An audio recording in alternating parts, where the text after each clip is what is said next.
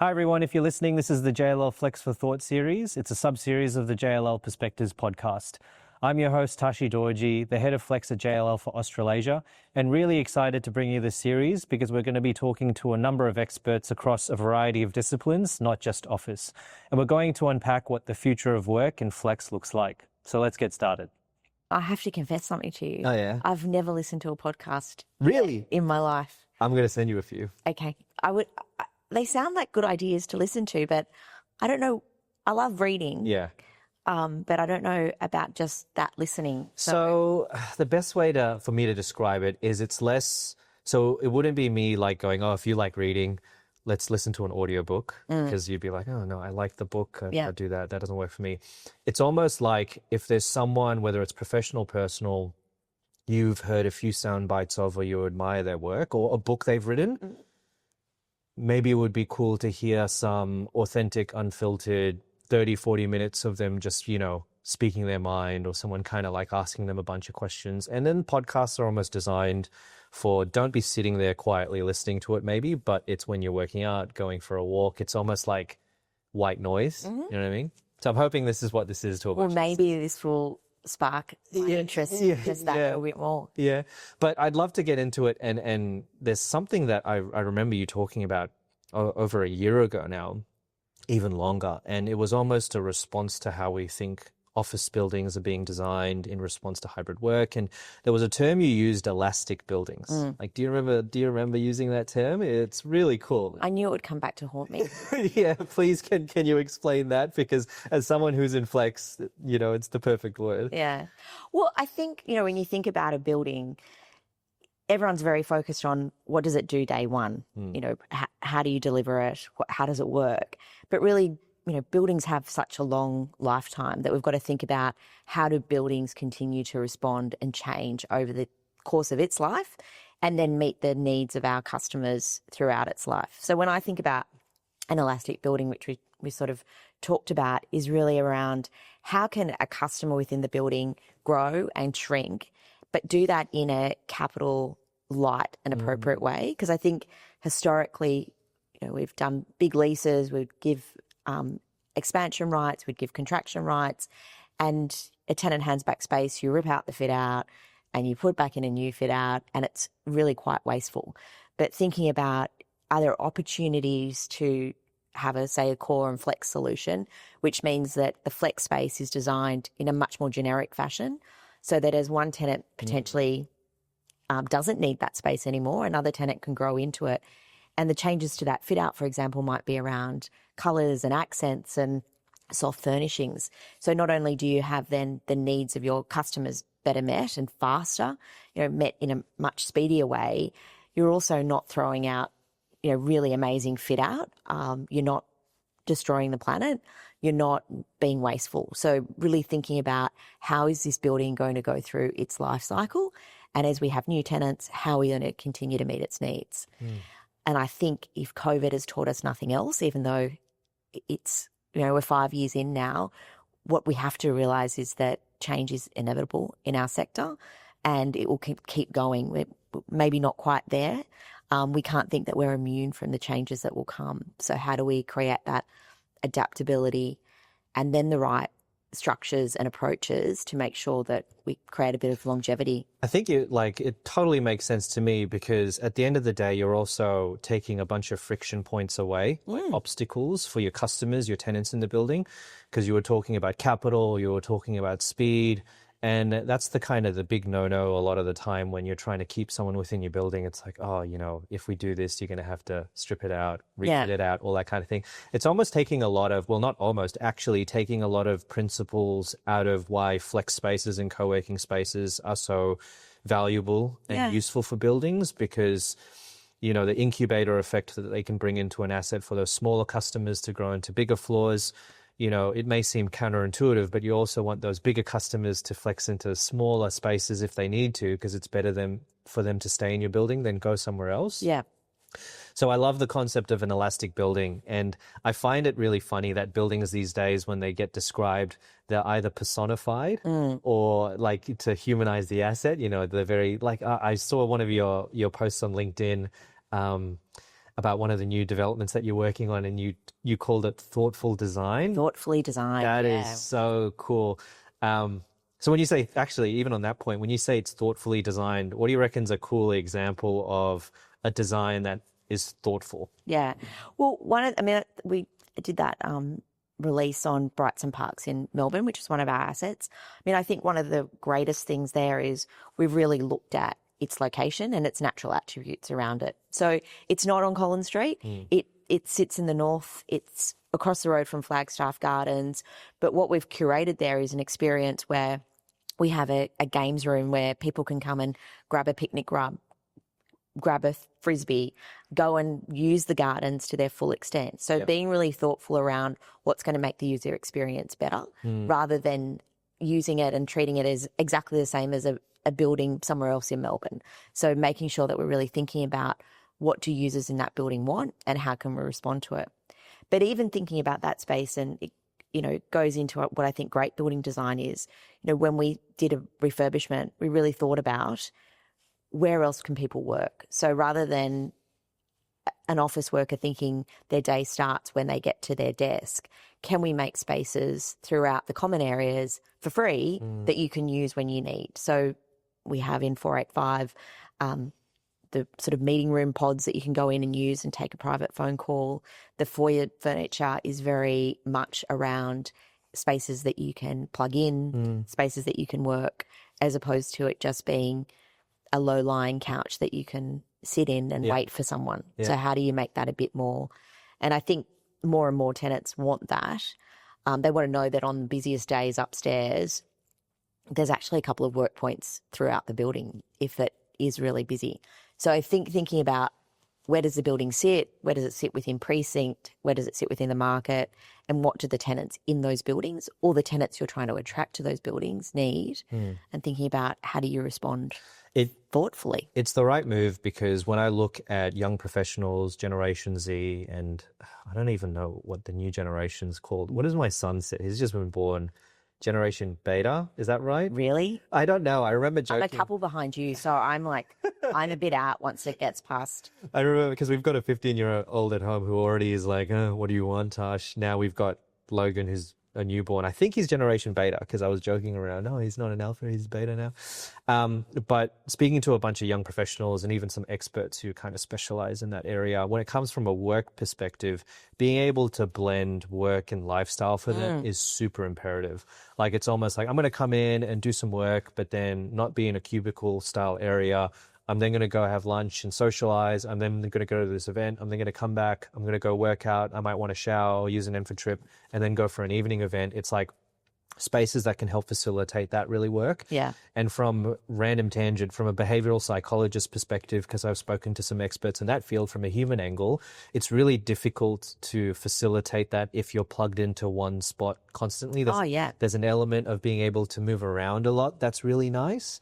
Like even me, like anyone who sees me work around in the JLL office, they'll always see me at the work cafe, which is probably why whenever you come to the office, like, oh, now I've got to make small talk with Tash again. He's sitting there. I like that you call it work. It's very, very admirable of you.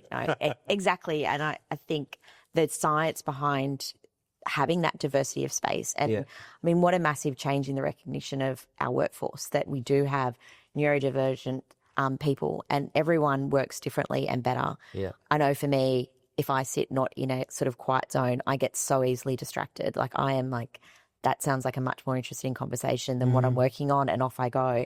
But if I can find myself in an area that's quiet enough that I don't hear it, I'm much more productive. Yeah. So being able to understand that we've got to have those, and there are more extreme cases of people that are really sensitive to noise or really need high energy activation to get anything done. So there's and everything in between, which is the great thing about the human spectrum, is that it's a bit of everything. So I think being able to use space differently during the day and think about what am I going to do next and where do I do that best. And I think even your comment around sort of blending lifestyle and work, I've seen that as one of the really big differences post-COVID as we've come back to the office and, return to office. I feel like most companies are starting to have a bit more of an office-centric bias to it.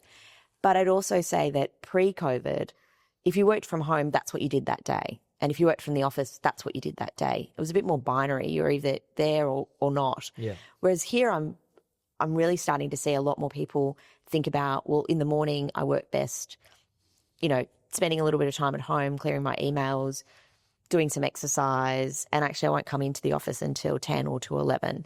But then I'll, get what I need to done, get my meetings, my collaboration time. And even the, whichever way that works for you, I think people are starting to understand that their workday doesn't have to be in one spot. Yeah. It's about how can I blend that. So, yeah. And then having spaces being able to empower and facilitate that style of behavior just makes sense even from a productivity perspective. Absolutely. Right? Like being able to say, well, here's a reformer Pilates opportunity. Go and do that for 20 minutes or half an hour. And then how are you going to feel about your work that afternoon? That's so cool because like for me, I'm a big believer in I need to move. You know what I mean? Like I'm useless if I'm sitting down for longer than even an hour and a half. Yeah. Like I need to get up, go for a walk or do a walking meeting or even move. So probably even within our office at JLL, I'm probably, if they track, hopefully they don't track us individually everywhere. Or I just they save.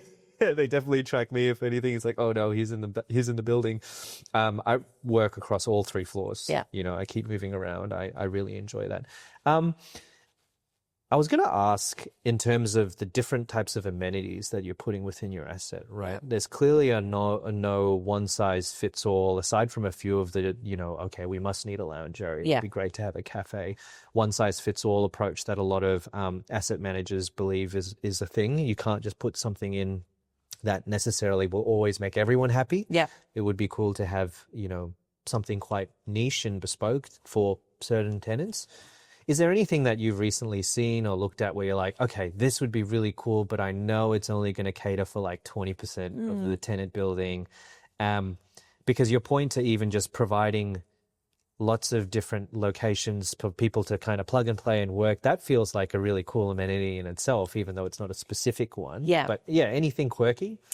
Probably what's quirky is maybe how we're trying to think about this and maybe dividing up the hardware and the software. So thinking about the built form.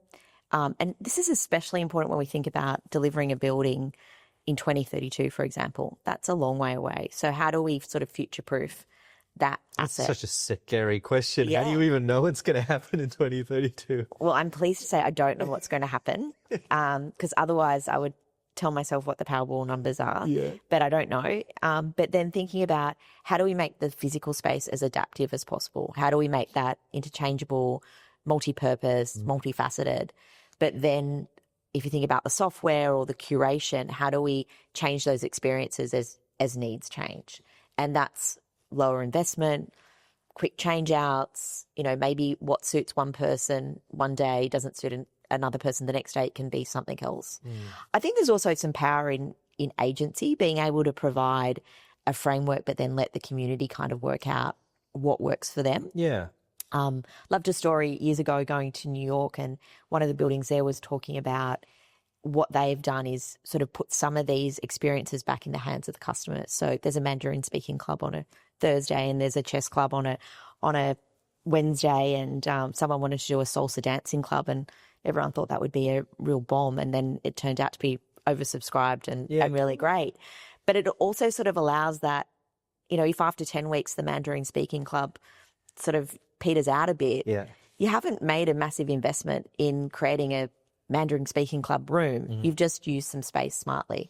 And if that then pivots to be artificial intelligence training camp for the next 6 weeks, that's what it can be as well. So I think trying to make sure that you don't get too attached to one idea, or also thinking that anyone's going to have the monopoly on the great ideas. That they're really going to come from a wider source of what that is.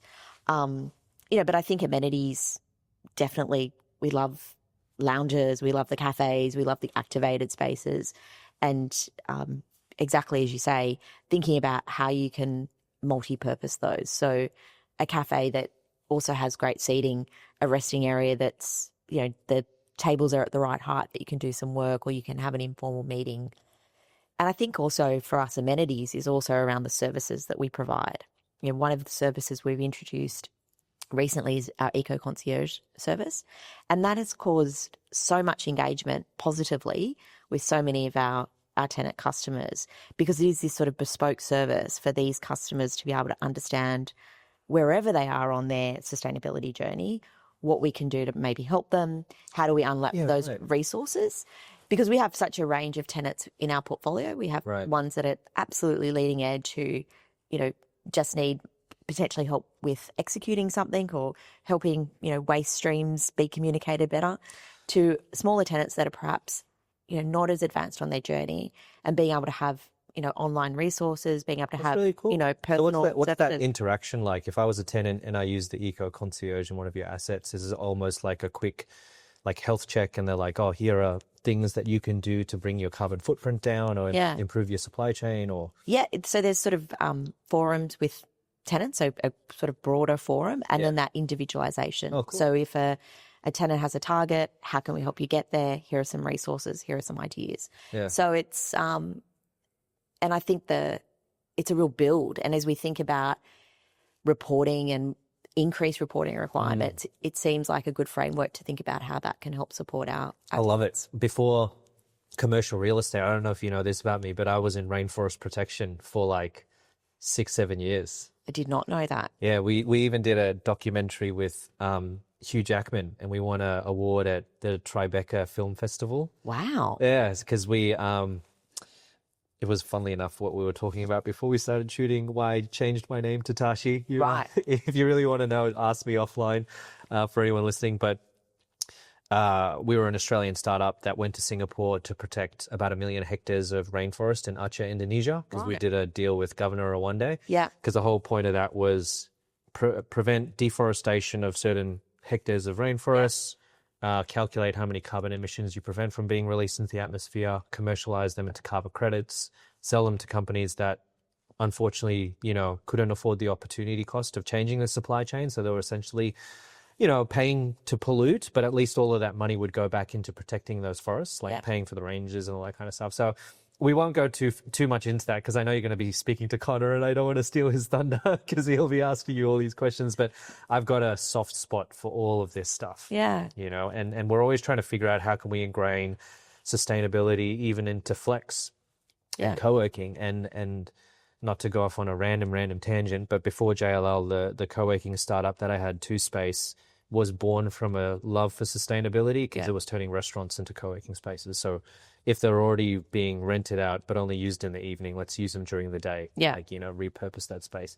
But I think flex, I think the whole thing about success of sustainability is it doesn't sit over here. It's part of great business decisions. So that's where you think, you think about flex, that is super sustainable, because you're designing a fit out that lots of people can use. You get it, Like, that to me is like, that's the winning formula. There's no point thinking about sustainability as something you add on. It's something that is a good business decision. So and what the eco concierge has really proved to us is it's been a great way to engage. So it's definitely a conversation that more and more people are having. And what we're also finding is that conversation's really progressing from just the ratings and the numbers to things like social impact as well. And I think that's, as people that employ a lot of people in buildings, there's a lot that goes into it. There's so many avenues with, social impact, and that ability to amplify the impact if we can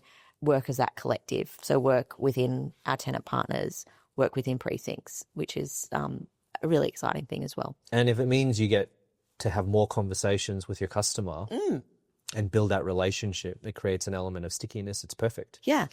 And especially when they're authentic. Like, that's authenticity. Yeah. I think it's great having conversations that aren't born out of, oh, well, I should meet with you once a quarter, so here I go, here's a tick box kind of exercise, but actually here's something we want to talk to you about. And when there's that genuine engagement, it all becomes just super easy. And then people open up, they're like, hey, and then, you might have a knock-on effect on another conversation or something that you need to have with them, but it's much easier.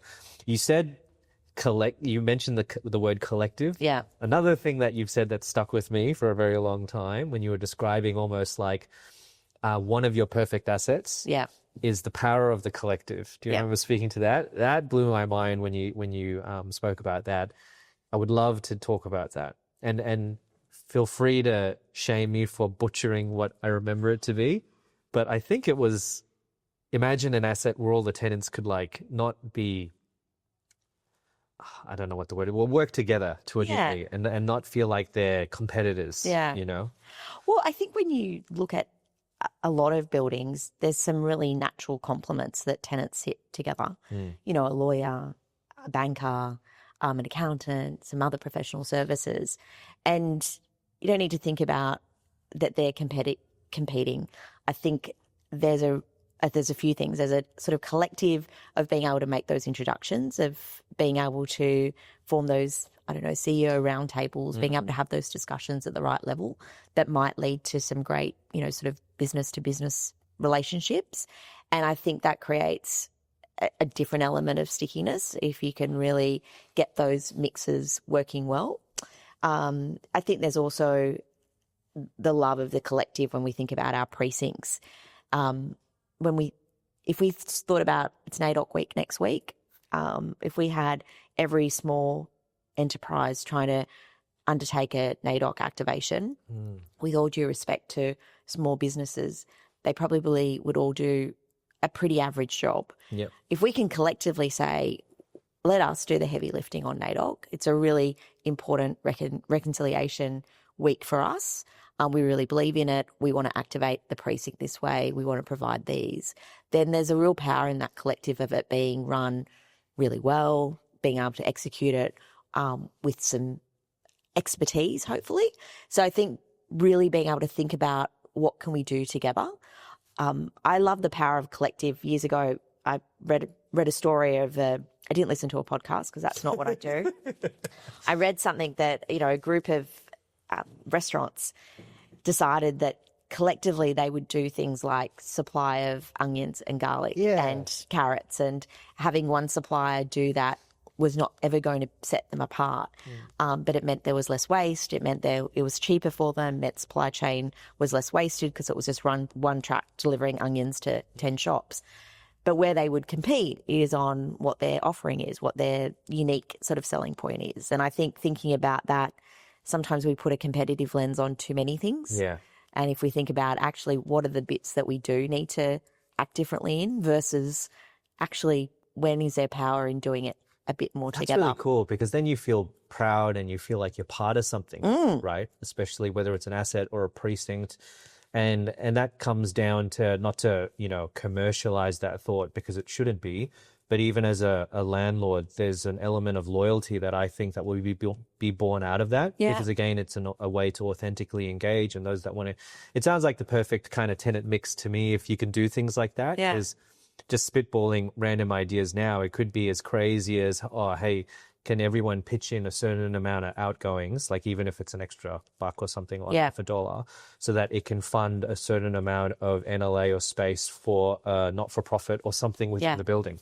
And especially if there's a sort of view that's shared around, the benefit of not-for-profit, and then if you share a specific passion for that one not-for-profit, absolutely. And it feels like you're part of something, you're doing good, and it's something that it's not just some random, okay, we're going to do good for the sake of it. Yeah. You're almost part of that journey. Yeah. And then could you imagine, and again, this is just a random idea, if that happens, you fund that little space, they grow as a business, and then they actually become a tenant. Because, you know, even those businesses to a degree flip the business model once they get to a certain scale to be for profit, because it funds and it's the most organic way to grow. Suddenly becomes a tenant within the building. It'd be wild, right? Yeah. I mean, we've got a partnership with Too Good, which we've had for a while, and that's grown and grown. And at Victoria Cross, we're really excited that we're expanding that to include them running our concierge service and also running a coffee shop. And that is a great way to talk about connection and community. I love, you know, Too Good's a great organisation, and I might butcher their line, but they sort of say we don't save anyone, we just actually give people the belief in saving themselves. And that's you know, that giving someone employment, giving someone those opportunities is so good. And, you know, saying before, as the property industry, as Lendlease, we employ a lot of people to look after our buildings. So thinking about putting a social lens over that is pretty, pretty apparent and pretty powerful if we do it together. Yeah, and from a co-working, it's funny. I'm trying to be careful when I say the word co-working and flex, because I'll bring that up shortly straight after this, because I feel like there's a split and a distinction happening in those terms in the market. But throughout my whole kind of career within co-working, there was always a big element of, even if you had 85% occupancy of your however many desks and offices, how can we accommodate, whether it be university grants or that kind of stuff, up and comers, not-for-profits within the space, to kind of help contribute, not just from a space perspective, but from a mentorship. Yep. So you might have a bunch of different experts within the space that's overlaid from the membership to kind of give them value and give them things. I'd love to kind of get your thoughts on, if you were to put, say, in your next perfect building or precinct, an element of co-working and flex, aside from what we're used to, which is providing that swing space, and maybe it's a Trojan horse for a certain amount of amenities. Is there something as a modern landlord you expect from that, especially if it's a form of a partnership more than, we'll just treat you as a tenant within that space? Yeah. I mean, I think landlord managed third space flex is much more where we're heading, versus let's lease a few floors to co-working provider and say, tick a form on a RFP for a tenant, we've got flex, so you'll be right. Because I think that really, when there's a genuine partnership, it means that you have the same priorities around prioritising your major tenants or prioritising tenants that are coming in.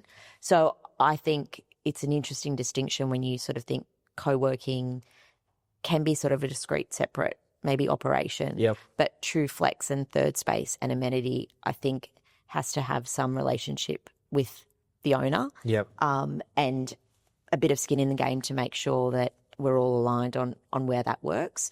So I definitely think those buildings of the future and those forward-thinking buildings have a load more amenity and a load more space for people to be able to even think about what don't they need to now put in their fit out.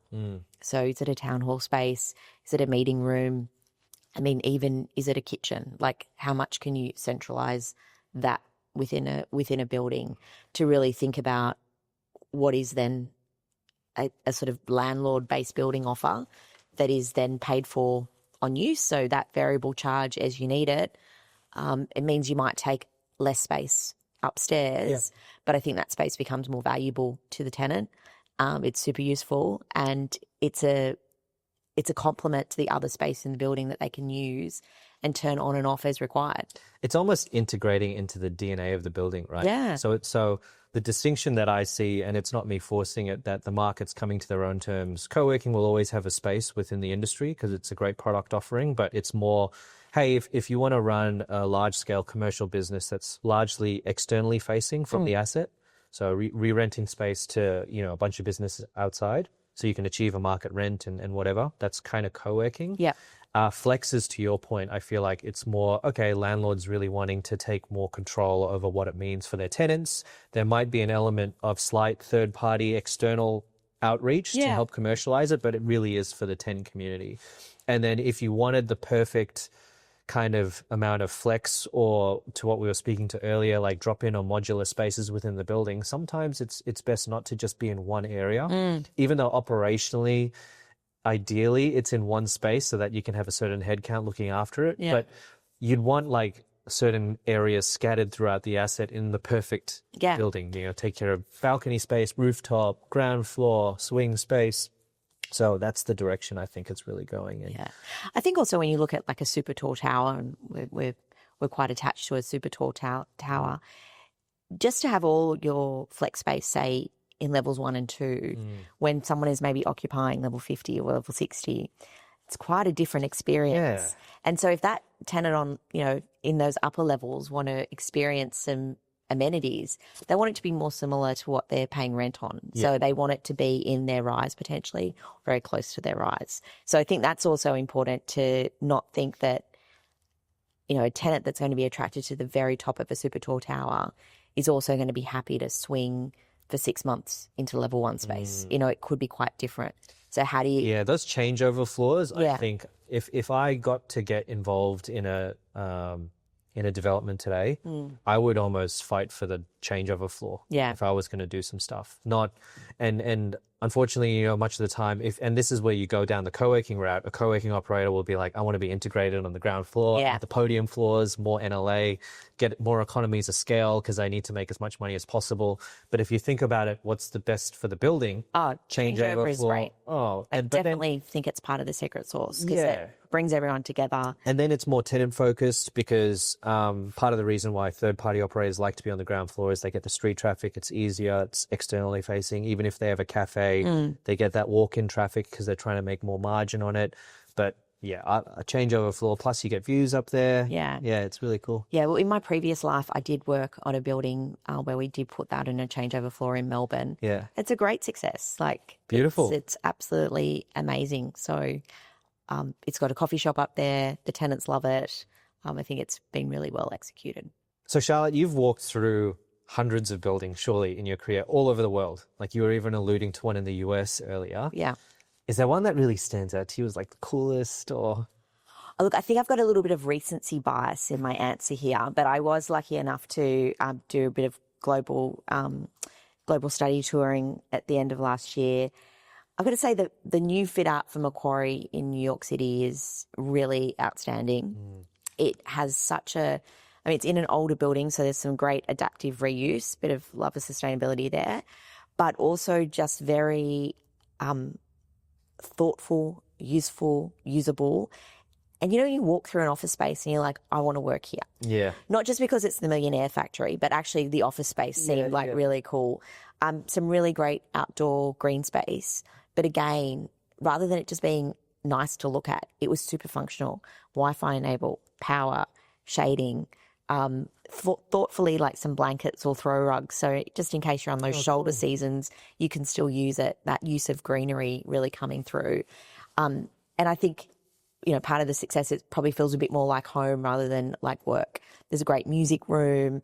The interior staircase just really works well. What's a music room? Well, you can go in there and have a jam session. There's like a piano and so cool. And it's soundproof and it's excellent. That's cool. Yeah. Because I'm sure there's tons of like closet musicians in the office that you'd never know. Well, absolutely. I mean, there was a generation where everyone was sort of made to learn the piano and I mean, no one now has... Violin and recorder. Yeah, no one has space in their house necessarily to do it. Yeah. So that was really cool. And also the way they dealt with security. It was there and there were certainly areas you couldn't go into, but it wasn't this massive physical barricade. It was a bit more subtle, but I'm sure very effective. So that was always very impressive. And I think closer to home, even thinking about something like CB8 Darling Quarter, they were well ahead of their time when they did that in the first iteration of that, the kind of adopting so many advanced workplace principles. But then what's been really exciting in my new role is being able to go back now that they've done their next generation of refurbishment there and really thought about how do we reuse, what do we change, how do we make this really amazing. What's an example forever. for those listening that may not have been to that office of a really cool event, something that they did ahead of their time in that building? So one of the things they did was bring everyone needed to come into the ground floor of their space. Yeah. So that kind of need to come in and then you go to your various floors. Great permeability, so the ability to see a lot of different teams. I mean, they also did activity-based working in the early days of adopting. And, I still remember everyone got great light laptops and all of those things that are those impediments that if you don't do it quite right. Yeah. If you sort of say, this is what we expect, but we're not going to make it super easy. Yeah. And even going through the space again, post sort of that next refurbishment, sort of different stadium seating, certainly not, in my mind, throwing it all out. It's about those thoughtful reuse and making sure that it's going to be right for the next generation. So that's cool. It's always nice to think that everywhere else in the world has sort of the greatest examples, but sometimes, we've got to give ourselves credit. In Australia, there are some really advanced customers and tenants out there that have really thought about this a long time ahead. It's funny you say that because since I work in an Asia Pacific capacity, there's a lot of clients and businesses in Asia that look to Australia as a thought leader. Yeah. You know, because there's a lot of cool stuff that's happening here. And even just listening to you describe the best buildings, coming back again to like the theme of this conversation where it's almost functionality and, you know, elasticity. It's not just this is a beautiful space, the thinking, oh, the functionality piece, oh, I really could use that or I could use that or work there. It's more than just the functionality of the space. Yeah. You know, it's more than just how it looks, it's the functionality. Yeah. Sorry. I think the functionality is, it's, you know, is absolutely key. And then if you can nail the soft things like the noise, the smell, the music, the Are you service. big on scented workspaces? I don't mind a scented workspace, but I am a bit fussy. Yeah. I like to be able to choose it. Yeah. Some I find a little bit overpowering. Yeah, because they try and keep it consistent across. Yeah. But I do. One of the reasons I like it in some spaces is that really it's another sense to make you stop and change. Right. So it's like a reset. Ah, got So it. that I think in certain spaces it's really important because that view of I'm just not running from this meeting to that meeting to this meeting to that now I'm going into a quieter zone. Yeah, okay. So that's And interesting. it's sort of, I think, another sensory cue that this is changing and maybe turn your mind to activate a different part of the thinking. That's a really good way to describe it because from my previous life doing co-working in hotels and restaurants, a sensory cue would be the music would get louder at 5 p.m. Yeah. in the restaurant and bar area. So if you were there working, they're like, oh, it's time for the laptops to close. Go to happy hour, get a drink. Yeah. You know, it's time to party. Yeah. You know. It's just one more. Yeah, cool. Thank you so much for the time. That really No worries. flew. It went quickly. It went really quickly. Yeah. I'm going to send you some podcasts to listen to. Excellent. But I really appreciate it. I think a lot of people listening in don't get to speak to you about this kind of stuff. So it's fascinating, you know? Well, if anyone wants to speak to me more about it, let me know. Well, thanks for listening, everyone. Bye.